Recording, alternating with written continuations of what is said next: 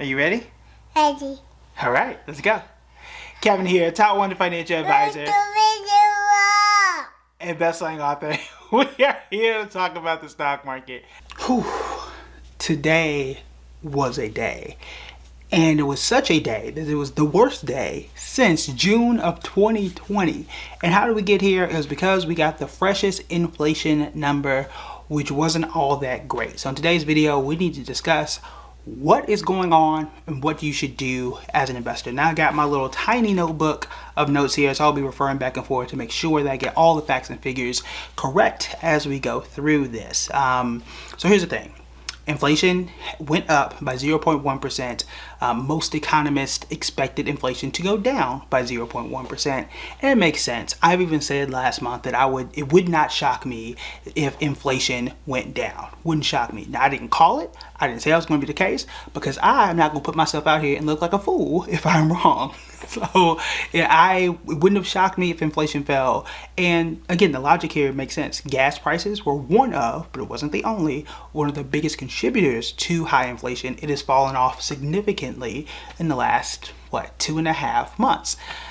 Food has not. Rent has not come down. Those are two other major factors, and those things are at steady and in some cases rising. Like food prices are extremely high, and those have not slowed down yet. So that's one of the reasons why inflation as a whole has not fallen.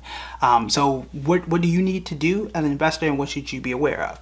Remember, in yesterday's video, we did talk about the 3 things to help you to understand where the market is going and where you should be investing. We talked about inflation. We found out about that today. Okay, interest rates is the second thing. You're going to find out about that on between September 20th and 21st. That's when the Fed is going to meet yet again, and we're probably going to hear about a 0.75 rate hike. Okay. Telling you now, those are those 2 things: inflation, interest rates. And the third part of that triangle was consumer spending. As we talked about the other day, as interest rates rise, it's going to make certain things more expensive. You're looking for a house, unfortunately, it's going to be more expensive if you between right now and when and if the Federal Reserve raises those interest rates. And depending on the cost of the mortgage, depending on the cost of the house or the car, you're talking hundreds of extra dollars every single month. That can deter you from buying certain things. And that's the entire point, to slow down demand. So that's what is going on. That's the background of what is going on. Another thing that happened today, which I got some flack for when I said it a few months ago, Bitcoin around 4 p.m. today. It's a 24-hour market, so Bitcoin changes. But in either case, at 4, when the whole stock market closed, Bitcoin was down 9.5%, which means that it was not a hedge against inflation. I've had a whole video about this, and people were really arguing me down.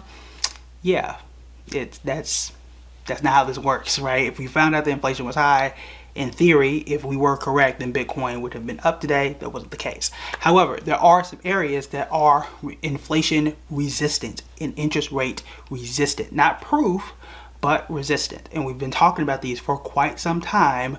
I can't say all year long, but the majority of the year. And this is where you need to look. Just like yesterday's video about the 3 things you want to pay attention to, look at what is happening right now. Insurance is a place you want to pay attention to. I put a post up on Public earlier today. Progressive, it's a company that I bought, that I told y'all when I bought it, and we talked a lot about it, is up 21%. From the time that I posted it this afternoon, it was up 21% over the last 6 months. Okay, and I'll put the chart here. Take my word for it. So the chart is here. It may have changed from the time that I posted on Public this morning, but in either case, it's up over the last 6 months. And one of the things we had talked about, you have to put your money at this point in time, places that pay solid dividends, that works. Places that can raise their prices consistently, or at least do so without a whole bunch of pushback. Those are the places that you should really consider, and then places that people have to spend anyways. One reason why many, not all, many healthcare companies are doing well. Like if I have allergy medicine or something, I don't feel like sneezing, I'm going to have to get my Zyrtec at whatever cost, because things are going to get real bad real quick if I don't. But in either case, these are the places that you really want to consider. So whether it's a Hershey, whether it's a Progressive, Coca-Cola, Pepsi, anything where they can, adjust for these factors, those are some of the best places to invest right now. If you have been watching for a while and you're probably wondering, well, I already hold these things, they're doing okay, perhaps they're doing well, perhaps they're not doing well. Here's the thing too. You still want to stay invested for the long term. That's not going to change. But for the rest of us, this is not shocking, right? Whether, inflation was up or down, wasn't really going to change my portfolio today. Okay, because we've already been talking about this, what feels like every day, but we've been talking about it for several months. You should have made those adjustments by now, unless it's the first time that you're here. And if you are, hit the like and subscribe button. But aside from that, just remain calm, buy discounts where you feel there are discounts, and make sure that you're dollar cost averaging if that is a part of your investing philosophy. The reason why I say that, especially on the discount side, is because days like today are some of the best days for long-term investors. Take a company like Apple. Apple was down, I'll just put this here, Apple was down significantly today. When I looked at it and got an alert on my phone, Apple was down more than 4%. Remember, this is why we cover earnings reports when these things come out. Apple has sold more Apple phones than Android in the US for the first time since 2010. Additionally, Apple just had a record revenue quarter. They are making more money than they ever have. It's a record. And they have just sold more phones in the US than they have since 2010, and the stock was down. That tells me it's a discount. Okay, so you have to sit down with your portfolio and say, market's down, market's overreacting in some cases, because did anybody really expect inflation to go all the way back down to 2% today? No, nobody did, right? Nobody really believed that. But in either case, the market did overreact. You don't have to. Just because the market does something crazy, you don't have to do anything crazy.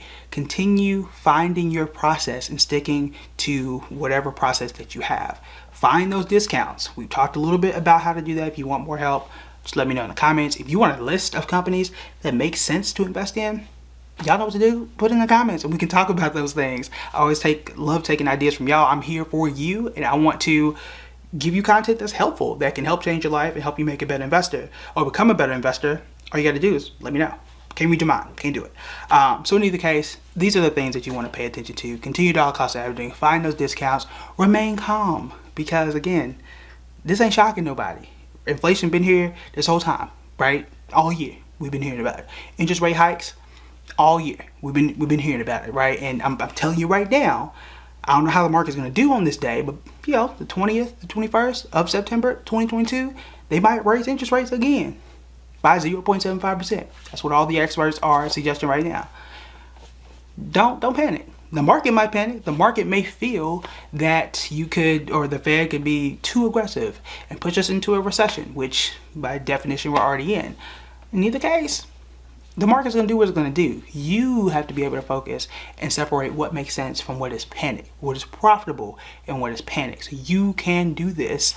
We've been talking about it. If you need more help, join the members only. We talk about these things and do deep dive Q&As all the time. If you have a topic that you really need explained and you say, look, I need to narrow these things down. What are the things I should look at? Let me know. That's what I'm literally here for. So that's what you need to pay attention to. Inflation was high. Recap. Inflation was higher than what we expected. Fed could raise interest rates, which we've seen them do all year long.